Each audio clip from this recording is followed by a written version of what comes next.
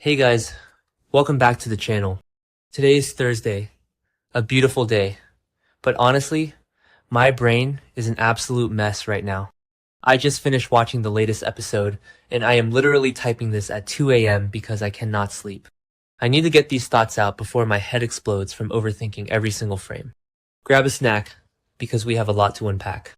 Okay, so I've been thinking about this, and I just I can't even process what happened at the Corinthos Coffee Warehouse today.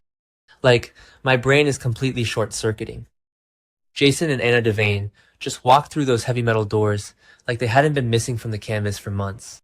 I mean, we knew Steve Burton and Finola Hughes were back on set, right? I saw the cast photos, so I knew a return was coming, but the execution? The actual scene? I was not prepared. Basically, I was sitting there watching Sonny, Laura, and Lucas wrap up their whole Pascal interrogation thing, which by the way was brilliant.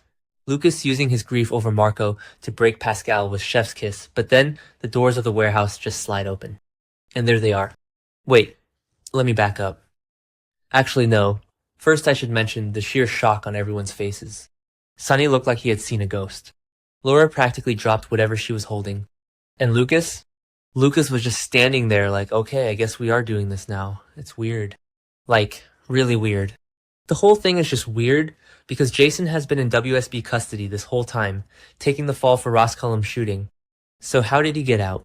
And why is he walking in with Anna Devane? Obviously, Anna pulled some major strings at the WSB, but I don't know, it feels almost too easy? Or maybe not. I don't know. The WSB is basically Anna's playground when she wants it to be, but still, seeing them walk in together was a massive shift in the dynamic. Anyway, the point is, wait, what was the point? Oh, right, the file. Anna walks in, and she drops this highly classified WSB dossier onto the table, and it basically blows the entire Wyndemere storyline wide open. She reveals that Ross Cullum isn't just some random double agent or a low-level smuggler working for Jen Sidwell. He is the actual mastermind behind the kidnappings of Jocelyn Jacks and Liesl Obrecht. Okay, I know we as the audience already knew this. We literally saw Cullum drug Liesl and toss her into the Wyndemere sub-basement with Jocelyn. But the characters didn't know. Sonny didn't know. Carly has been running around trying to get Valentine to contact this mysterious WSB operative Z because she's desperate, and all along, Anna and the WSB already had the intel. I think it was episode 12? Or 13? Somewhere around there when Anna first got taken to that same cell. Probably doesn't matter, but I noticed Anna specifically mentioned the exact coordinates of the Wyndemere cell, which means she connected her own kidnapping back in October 2025 to what's happening to Jocelyn now. But here's what's bugging me. Here's the part that has me pacing my living room and second-guessing everything I thought I knew. Jason steps up and confirms everything Anna is saying, but then he drops a massive bomb. He says that Cullum faked his own shooting to frame Jason. Wait. What? Okay, wait. Let me back up. Didn't Rocco Falconeri shoot Cullum? Like, we saw Rocco pull the trigger, right? Or did we? Now I'm second-guessing myself constantly. I swear the whole narrative was that Rocco shot Cullum to protect Dante or whatever, and Jason took the fall because he's Jason and he protects Sonny's family. But now Jason is standing in the warehouse telling Sonny and Laura that Cullum orchestrated the shooting himself to frame Jason and get him out of the way. Is Jason lying to protect Rocco? I mean, not exactly, but kind of. If Jason spins this narrative that Cullum faked the shooting, it completely clears Rocco of any attempted murder charges. But then again, that doesn't explain why Cullum would want to get shot. Unless... Wait, maybe Cullum wore a vest? Or maybe he just grazed himself? If Cullum framed Jason, it means Cullum needed the ultimate enforcer out of Port Charles so he could operate without Sonny's right-hand man interfering. That actually makes a terrifying amount of sense. Why did he need Jason gone? Jason explained it perfectly, but my brain is still spinning. Cullum needed Jason out of the way to cover up the fact that he was forcing Liesl Obrecht to finish Cesar Faison's cold fusion project. Okay, I know I just said the opposite earlier about Sidwell being the main bad guy, but hear me out. What if Cullum is actually playing Sidwell too? The cold fusion project is Faison's legacy. It's the prototype that Britt Westbourne was supposedly working on before she went on the run with Rocco. Cullum kidnapped Liesl because she's the only other scientist who can understand Faison's complicated work. By framing Jason, Cullum distracted the entire town. He had the PCPD, Dante, the WSB, everyone looking at Jason while he quietly snatched up Obrecht and locked her away. It's actually genius. Sick, twisted, and evil, but genius. But wait, it gets crazier. Sonny's reaction to all of this was, wow. Just wow. Maurice Benard deserves an Emmy for the micro-expressions in this scene alone. Sonny is listening to Jason and Anna, taking it all in, probably feeling a mix of immense relief that Jason is alive and absolute fury that Cullum has been playing them all for fools. But then Anna reveals the real kicker. She tells Sonny that Danny, Jason's own son, was targeted by Cullum as a pawn to blackmail the Corinthos family. Okay, stop. Just stop. My jaw hit the floor. Cullum knew that Jason would do anything to protect his kids. We know Danny and Charlotte Cassadine have been sneaking around, breaking into Wyndemere, doing all sorts of reckless teenage stuff. But Cullum was actually tracking Danny. He was going to use Danny as leverage against Sonny and Jason. I'm trying to figure out the timeline here. Like, when did Cullum pivot to targeting Danny? Was it before or after Sidwell got arrested and escaped? I think it was right around the time Cash's fake Nathan, don't even get me started on him, helped Sidwell escape. Cullum probably realized that Sidwell's operation was getting sloppy, so he needed an insurance policy. Danny is the perfect insurance policy. If you hold Jason's son hostage, or even just threaten him, you effectively neutralize Jason, Sonny, and by extension, the entire Corinthos cartel. Sonny's face when he heard this. You could see the exact moment the mafia boss took over. He wasn't just angry, he was lethal.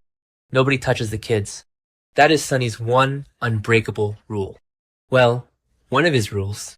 He has a lot of rules that he breaks, but you know what I mean.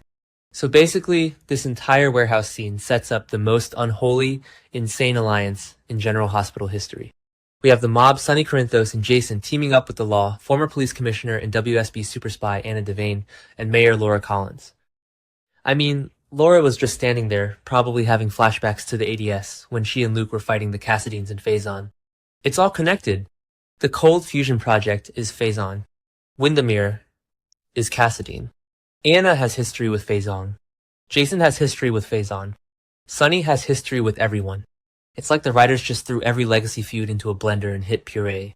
But how is this alliance going to work in practice? Sonny wants Cullum dead. He literally just told Dante a few episodes ago that he would eliminate Cullum to protect Rocco. But Anna? Anna is strictly by the book. Most of the time. Okay, she shoots people sometimes, but she's WSB. She needs Cullum alive to dismantle the smuggling ring and find out who else is involved in the cold fusion weaponization. If Sonny and Jason go in guns blazing to rescue Jocelyn and Liesl, they might compromise Anna's WSB operation.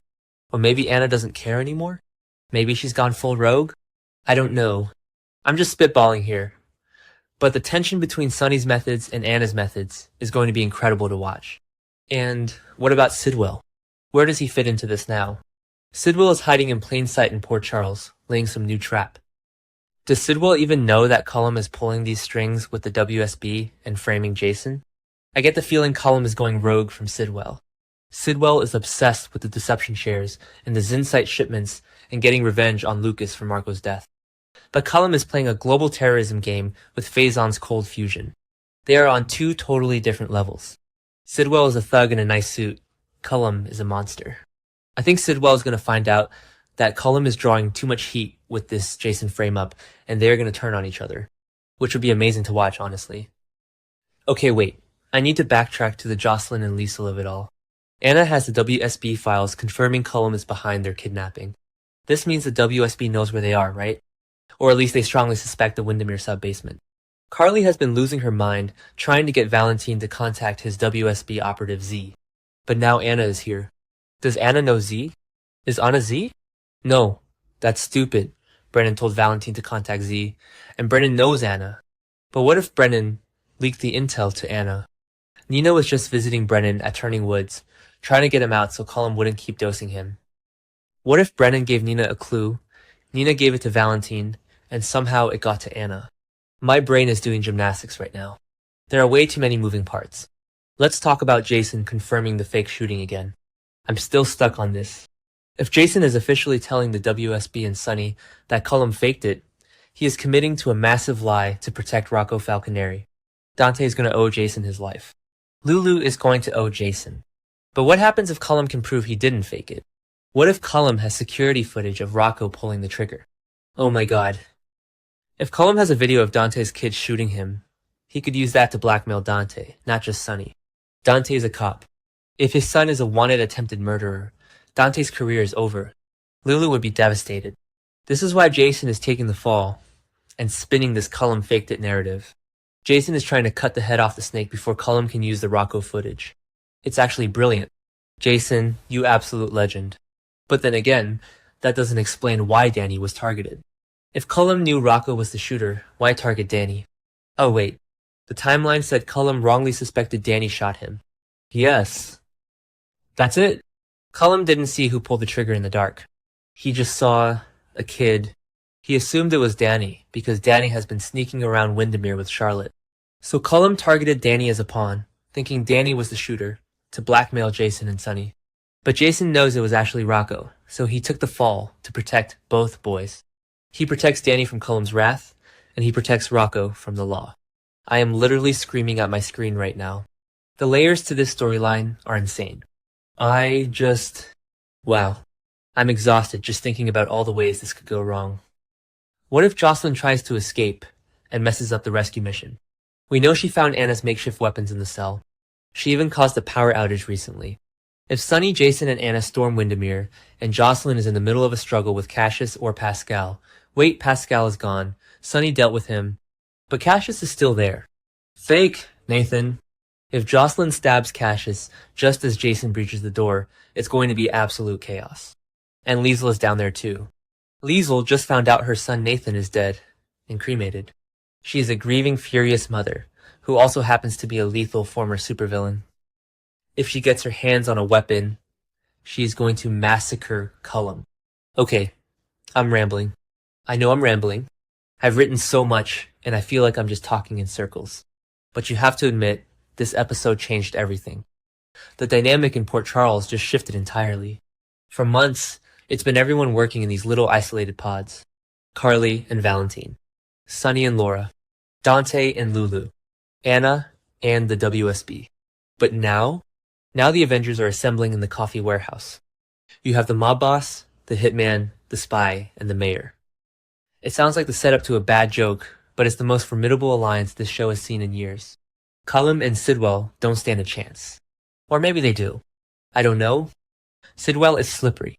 He literally escaped police custody by having Cassius fake an attack. He might have a backup plan. Anyway, the point is... Wait, I already asked what the point was.